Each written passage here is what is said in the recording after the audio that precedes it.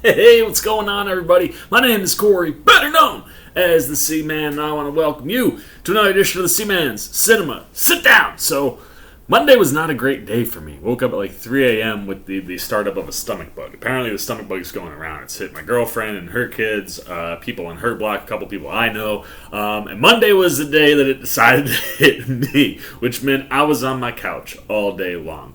Which meant I didn't have anything else to do but watch this show. I hit up my girlfriend and we did like a text watch. We synced up our time codes and we binge watched the entire season straight through. We heard such great things about the finale and show in general. We were like, let's just crush the whole thing today. So we were texting each other back and forth, and the amount of times that one of us either texted WTF or oh my god or I did not see that coming over the course of these 7 episodes was way more frequent than I would have expected it to be. And because of that, the show was just, it was just an absolute wonder to watch. What are we talking about? Why don't you pull up a chair, take a seat. We are getting ready to dive in spoiler-free into HBO's Mare of Easttown Season 1. And I gotta tell you, man, when WandaVision ended, I'm pretty sure I flat out said, like, lock up Liz Olsen right now for all the Emmy Awards. And I'm pretty sure Marvel is pushing that as a limited series, which, unless they announce a Season 2 of Mare of Easttown, that's also going to go in as a limited series, and it's going to be just a straight-out slugfest between Kate Winslet and Elizabeth Olsen, because holy cow, Kate Winslet is so she's a cheat code, man. Like, she's so freaking good at just anything she does. And when it comes to the accent game, and that being, like one of Wanda's, like, kind of wonky things all the way through the whole history of Marvel as it is, when it comes to the accent game, there is nobody better than Kate Winslet. How she captures that, like, Philly, PA area, like, accent is just wild. And then you watch, like, behind-the-scenes stuff afterward, and she goes into her normal British accent, and you're just like, how? How did you get there? And the success of this show relies heavily on Winslet's performance, and she's absolutely phenomenal. And for those that are unfamiliar with Mare of Easttown, this is another one of those HBO crime dramas from a kind of like a structure and a setting type tone feel. I kind of got a little bit of True Detective in there. It's definitely gritty. It's definitely very grounded. But the thing that I liked about this show in particular was the way that it built us into the mystery in and of itself. There is a girl who is killed, and there's also a girl who's been missing for a year. And Kate Winslet's job is to figure out if those are connected, if they're separate. Just figure it all out, right? And that's pretty much what the course of the show does. And at one point, because it's taken so long with the missing girl, they bring in County, which adds a WandaVision alum in Mr. Evan Peters, who is also fantastic alongside Winslet. But watching how the show sets Winslet up just to succeed, start to finish, was wonderful. They really take their time in that first episode, establishing the characters, establishing where we are, and just what's going on in this town of Easttown. And let me tell you, one of the other things that me and my girlfriend were saying back and forth, like, the people in Easttown, like, if it wasn't for bad luck, they'd have no luck at all, it feels like, man. Like, outside of this, like, one thing that they celebrate in that first episode, and goes into some of that setup, like, this town is just littered with, like, not good things happening to the people who live there. And that's what I love about the first episode, is it kind of really establishes where everybody is, and really establishes where Mare, Kate Winslet's character, is. She's the lead detective of Easttown. And where she is, and establishing that the way they do, really does set Winslet up for just excellence across the board. I mean, as far as the character goes and the way she carries herself and handles her job, I love that she is just in, like, a bad headspace, and that negatively impacts things around her.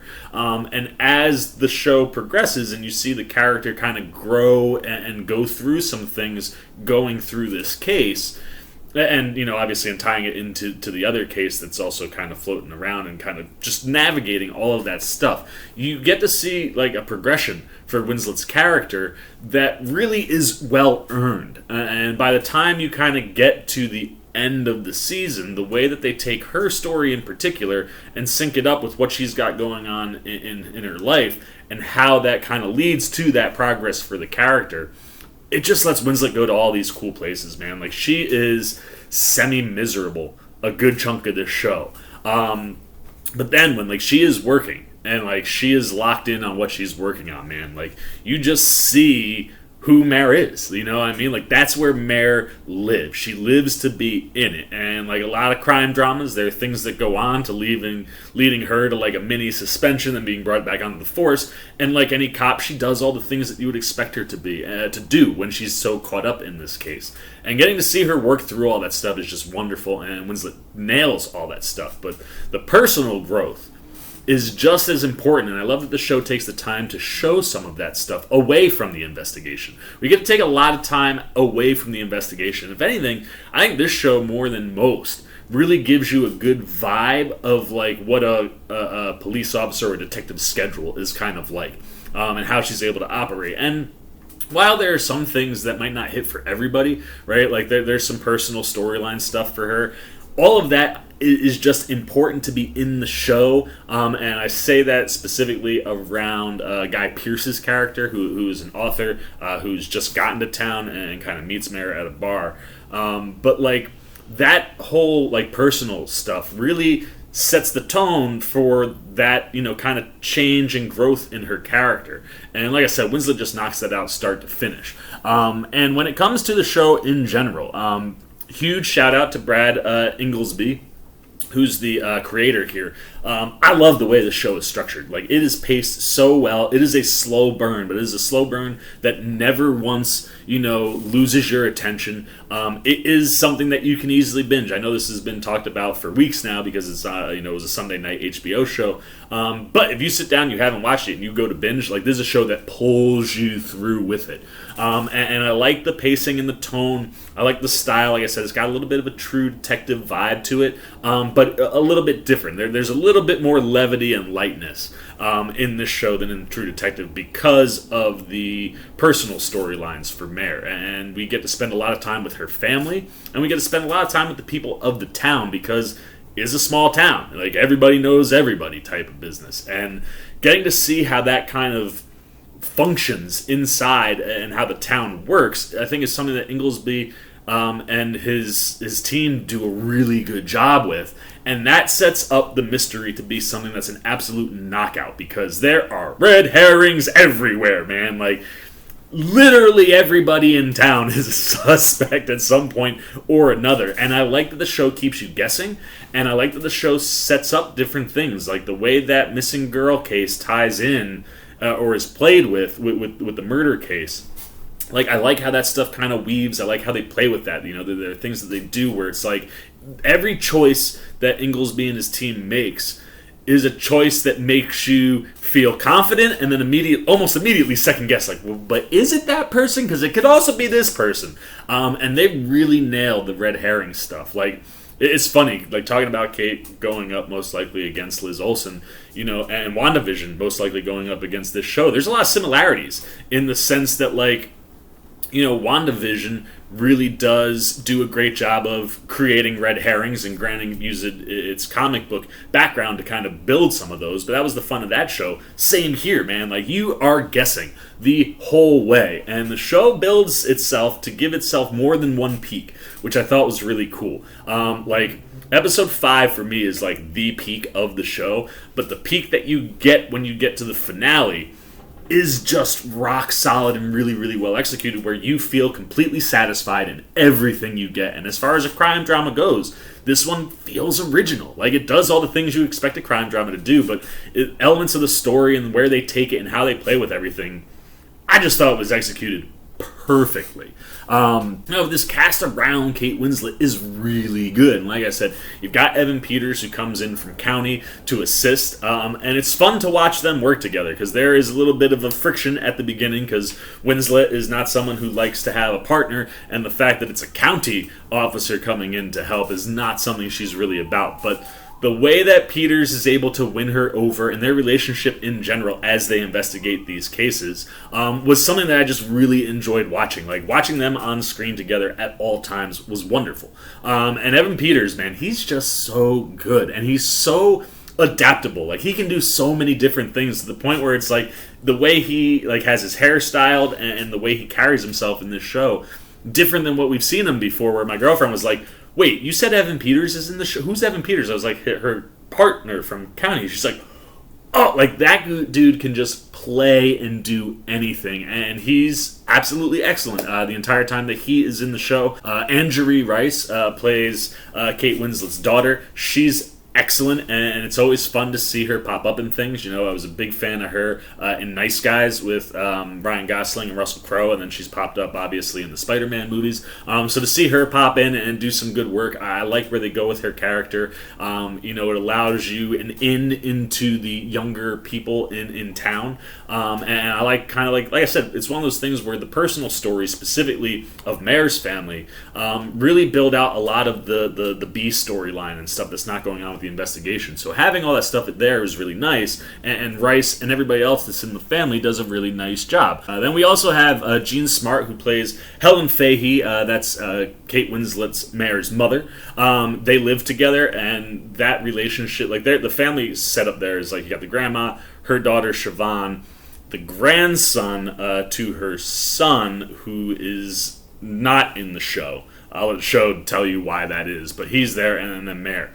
But I love Jean Smart, man. She provides, like, me and my girlfriend laughed a lot with her because she just has that classic mom feel, man. Like, she gets involved in things when she shouldn't. She definitely butts heads with Mare, and butts heads with Mare on purpose plenty of times. But there are these moments where, like, things are going on with Mare that get her excited, and she just is like, ooh, Mare, this is going on, and, like, I just love that entire interaction between the two of them more than anybody else on the show. But Jean Smart is absolutely wonderful. Then to make things even more complicated, her ex-husband Frank lives directly behind her with his fiance, and Frank, of course, is played by David Denman, who you should know as Roy from The Office. I totally didn't, like, the way my girlfriend didn't pick up on Evan Peters, I did not pick up on Roy. She was like, that's Roy from The Office. I was like, oh damn, Roy got old. But he's really good, and like I said, everything that plays in and around the Sheehan-Fahey family works really well, and everybody that's involved with that group does an excellent job. Everybody that is a suspect to everybody that is a family friend or just somebody that's in town. That's the other thing. Like I said, like the scheduling of a police officer or detective. You have a lot of run-ins with other people who aren't directly tied to the cases that you get to see Mare interact with. And everybody that shows up just does a really, really good job, and it creates a very real feeling world. Like, this feels like being someone from a small town myself, this feels like a small town. And granted, the stuff going on in this small town is way more effed up than any small towns that I know, but it certainly does play well within the context of the mystery that Inglesby and this team has created. And I just love this show. Like I said, I think episode 5 is my favorite, but it has an absolutely perfect build to that point, and then, you know, a little bit of a drop down, but a nice rebound and build to the finale. Just being a super satisfying watch, start to finish. And like I said, an absolutely easy binge because it just pulls you and pulls you and pulls you and pulls you in deeper and deeper into the story. And the execution was just off the charts, fantastic across the board on this one. I would love to see a season 2. There's nothing here that sets one up. This definitely feels like a limited series run, but you could totally go back to Mare of Easttown and give me another case for Kate Winslet to solve. I would totally be here for it. There is also like a part of me that's hesitant because when we've done that in the past, specifically True Detective, granted, anthology, they change up the casts, drop the ball a little bit. You got something special here. So if you come back for a season 2, make sure it's as good as season 1, or just don't do it. I think most fans would probably feel that way. But if you're going to come back with something as good as this, please bring me a season 2 of Mare of Easttown. Stat HBO, because it's so damn good. I can watch Kate Winslet literally do anything. So there you go, man. Those are all my thoughts. Now the question is, what do I think about the show? So let's get the C-Maniac meter up. There it is. For this one, like I said, It is a rock-solid mystery start to finish. The use of red herrings is done better than most things I've ever seen. Kate Winslet's absolutely tremendous, and Inglesby and his team really do craft a wonderful world and a wonderful set of plot lines for our main character and all the characters around it. With, a couple characters who kind of get dropped by the wayside a little bit, but on the overall, easy to overlook that because everything else is so good. So for the Seaman, I am going with 4.5 Sea-Maniacs out of 5. I know I've been throwing the 4.5 around a lot lately, but I have just been watching really, really good content. And Mare of Easttown, if you are fans specifically of crime dramas, is something you gotta get on because it's so damn good. So those are all the Seaman's thoughts, man. 4.5 Sea-Maniacs out of 5 for Mare of Easttown, Season 1. Now I want to know what you're thinking. Did you watch the show? Did you watch it weekly? Did you binge it after it was finished?